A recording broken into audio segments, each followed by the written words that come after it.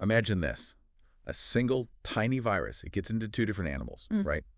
And then just two completely different stories play out. For one animal, it's like nothing, barely even noticeable. But for the other, it's serious. Often, it's deadly. It's a really stark contrast, definitely. It makes you think about how these things work in nature. Absolutely. So today, we're diving deep into exactly that world, the fascinating and sometimes, pretty grim world of the Bluetongue virus, or BTV. Right, BTV. And our mission, really, for this deep dive is to unpack how this one virus behaves so differently in two specific groups. The Camelidae, that's your camels, llamas, alpacas, and then the Cervidae, so deer, elk, moose. We really want to explore why. Why are their experiences with BTV worlds apart? What does it tell us? Yeah, and to help us figure that out, we've gathered quite a bit of material. Comprehensive reports, some detailed research excerpts, looking at the science, the transmission, the symptoms, the impact. It should let us connect the dots. Okay, great. So to get started, let's get a handle on the virus itself. Bluetongue virus. What exactly is it? What are we dealing with here? Right, so BTV, it's an orbivirus. That's part of the Reoviridae family. And technically, it's a double-stranded RNA virus. It's an RNA virus. Yeah, and what's interesting is its genetic material is structured in a way that makes it pretty stable. But maybe the key thing, there are loads of versions, over 27 known serotypes. 27, wow. Yeah, and crucially, how sick they make an animal, their virulence, can really vary between those serotypes. Okay, that variation sounds important. So how does it actually get around? Is it like animal to animal if they're close? Good question. No, it's not direct contact like that. BTV transmission relies almost entirely on insects. Specifically, the bites of infected culicoides, midges. Midges, like gnats, those tiny little things. Exactly. Sometimes called biting gnats or no-see-ums, they are the essential biological vectors. So a midge bites an infected animal, picks up the virus. Then, after a sort of incubation period inside the midge, it can pass the virus on when it bites another animal. So it all hinges on these midges. That must mean things like the time of year are critical, right? Absolutely critical. Seasonality is huge. Transmission really peaks in late summer and early autumn. That's when it's warm, and the midge populations are booming. And then what happens when it gets cold? Well, here's the interesting part. Transmission pretty much stops with the first hard frost. That frost kills off the adult midges. So right now, being August, we're actually smack in the middle of peak BTV season in the Northern Hemisphere. That's a really direct environmental control. Okay, so a midge bites an animal, the virus gets in. What's happening inside the animal's body then? How does it cause problems? Okay, so once it's in, BTV first goes to the local lymph nodes to replicate. Then it spreads through the bloodstream. Its main targets are the cells lining the blood vessels, the endothelial cells, and also some key immune cells like macrophages and dendritic cells. The blood vessel linings. That sounds bad. It is, because damaging those cells, the vascular endothelium, causes big problems. It makes the blood vessels leaky, basically. Leaky? Yeah, increased vascular permeability. That leads to fluid leaking out, causing swelling or edema. It leads to bleeding, hemorrhage, and it can also cause blood clots, thrombosis. Those are the underlying issues causing the clinical signs we see. Right, the underlying damage. Okay, that sets the stage nicely. So let's pivot to our first group, the Camelidae. Camels, llamas, alpacas. Given what you just described, you'd think they'd get pretty sick. You would think so, wouldn't you? But what's really remarkable about camelids is their resistance to clinical disease from BTV. Resistance. So they just don't get it. Oh, they definitely get infected. We know that from lots of blood tests, serological surveys. They show high rates of BTV antibodies, meaning they've been exposed and fought it off. Okay. But, and this is the key point, the vast majority of these infections in camelids, they're overwhelmingly subclinical. Subclinical meaning no symptoms.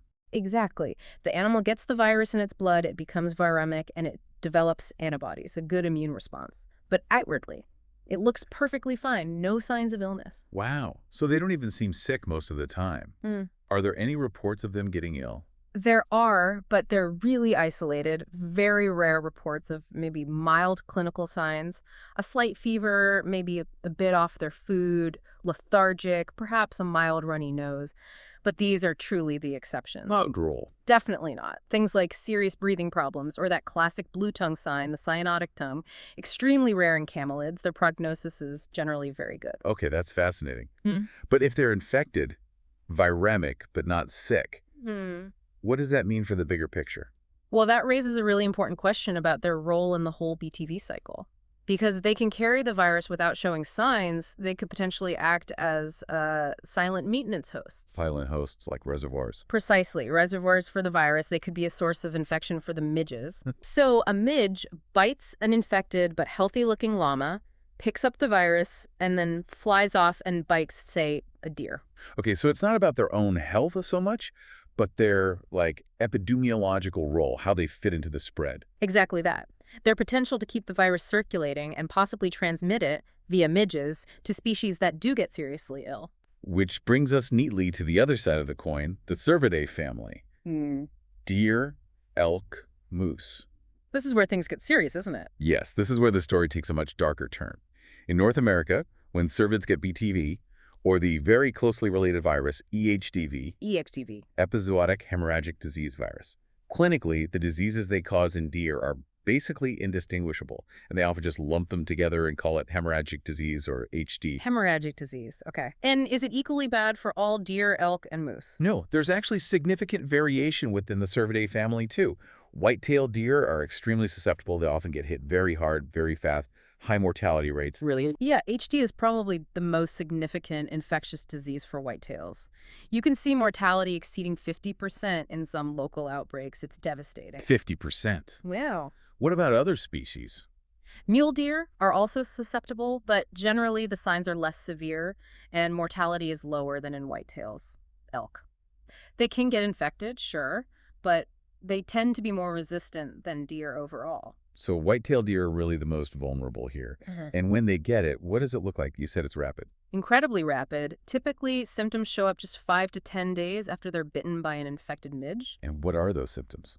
In the acute form, you see a really high fever, they become very wet, lose their appetite completely, and then there's severe swelling, that edema we talked about, especially around the head, the neck, and crucially, the tongue. The tongue. Does it turn blue? Is that where the name comes from? It can, yes. The tongue can become cyanotic, lack oxygen, turn bluish. That's the blue tongue. But honestly, the real hallmark of this disease in deer is the massive internal bleeding, the hemorrhage. Just widespread bleeding internally. Widespread, yes. And it leads to other problems, too. You get these painful ulcers and sores developing in the mouth, on the tongue, even in the stomach lining. That sounds agonizing. It is. And they often become very lame, too. There's inflammation and damage right down to the hoof tissue. It's called coronitis. It can be so bad that the hooves crack or even slough off entirely in animals that somehow survive the initial disease. Oh, it's awful. Yeah. And in the really severe, what we call paracute cases, sometimes they're just found dead, often near water. Near water. Why is that? The incredibly high fever just drives this intense thirst. They desperately seek out water sources. So finding dead deer near ponds or streams during an outbreak is sadly quite common. And how quickly can it kill them? For white-tailed deer, it can be incredibly fast. Death often occurs within just 8 to 36 hours after the clinical signs first appear. Less than 2 days. That's brutal. Okay, so given this huge difference, mild in camelids, often fatal in deer, how do people even diagnose BTV, especially out in the wild? Yeah, for cervids, especially wild ones, the diagnosis is often made after death post-mortem. Vets or biologists look for those telltale signs, the hemorrhages, the swelling, the ulcers. Okay. For both groups, though, lab tests are key. You can use serological tests like ELISA to look for antibodies. That tells you if the animal has been exposed in the past. Right, exposure versus active infection. Exactly. To confirm an active infection, you need tests like PCR. That detects the virus's actual genetic material, the RNA. Virus isolation, actually growing the virus in the lab, is possible, but it's more complex and less routinely done. And treatment. If you do find an animal that's sick, especially a deer, is there anything that can be done? It sounds pretty hopeless based on what you said. Unfortunately, you're mostly right. There's no specific antiviral drug for BTV, nothing that directly targets the virus. So what then? Just supportive care? Pretty much. Supportive care is the only option. Things like fluids to combat dehydration, anti-inflammatory drugs to try and reduce the fever and swelling, maybe nutritional support if they're not eating. And that help? In theory. For cervids, you might also give antibiotics. Not for the virus itself, but to handle secondary bacterial infections that can set in because of those awful sores in the mouth or the damaged hooves. But for wild deer? Realistically, providing that kind of intensive supportive care to acutely ill wild deer is almost never feasible. or effective, frankly, given how fast a disease progresses. And for camelids, well, treatment is almost never needed anyway because they usually don't get sick. Right. So if treatment isn't really a viable option, especially for the ones most affected, it all comes down to prevention, doesn't it? How do you stop it? Exactly. Prevention is key. And the most effective approach is vector control. It's all about reducing exposure to those Culicoides midges. How do you control midges? They're tiny and everywhere. It's tough, but you can try. Minimizing their breeding grounds, getting rid of standing water, muddy areas where they lay eggs, using insecticides or repellents can help in some situations. Like around farms or stables? Yes. And for valuable domestic animals or maybe zoo animals, you could stable them during the times when midges are most active, which is typically dusk and dawn, trying to keep them indoors during those peak biting times. What about vaccines? Are there BTV vaccines? There are, yes. Vaccines exist, primarily developed for domestic sheep and cattle, which can also be affected, though often less severely than white-tailed deer. But there's a catch. Which is? They're serotype specific. Remember those 27-plus types of BTV? A vaccine for one might not protect against another. Ah, so you'd need to know which serotype is circulating. Right, and these vaccines aren't widely used in North America for deal or camelids, partly because of the serotype issue and partly because, well, vaccinating entire wild deer populations, it's just not practical. Doesn't sound feasible at all. No. So beyond vector control, other basic biosecurity measures help, like quarantining any new animals before introducing them to a herd, that sort of thing. Okay, so let's pull this all together. We've looked at the virus, the midges, and these two really different host responses. What's the big takeaway here? We've got this single virus, Bluetongue, creating such different outcomes. Resilient camelids on one side, Poorly affected, yeah. and then these highly vulnerable white-tailed deer on the other, often facing a death sentence. It really drives home a fundamental concept in disease ecology, doesn't it? That the host matters just as much as the pathogen. The same virus can cause dramatically different results depending on who it infects. And what does that mean for, say, wildlife managers? Well, for them, BTV, or HD, is a major ecological factor. It can genuinely regulate deer populations, especially white-tailed deer. It's a natural, though sometimes brutal, force they have to understand and account for. And for people working with llamas or alpacas? Yeah. For them, the main concern isn't usually the health of their own animals. It's that potential role as silent reservoirs. Understanding how their animals might unknowingly contribute to the virus sticking around and potentially spreading to other, more susceptible wildlife. It just highlights this really intricate dance between the virus, the vector, and all these different animal hosts. We've definitely navigated a complex landscape here with Bluetongue virus. Uncovered this, really surprising stark contrast between the camelids almost unaffected and the cervids, particularly deer, facing such a devastating impact. It really shows, I think, that to understand any disease properly, you have to look beyond just the symptoms. You need to see the whole picture, the biology, the environment, the specific vulnerabilities or resistances of the host. It's all connected. It certainly is. And kind of leaves you wondering, doesn't it? What other diseases might have these silent reservoirs out there?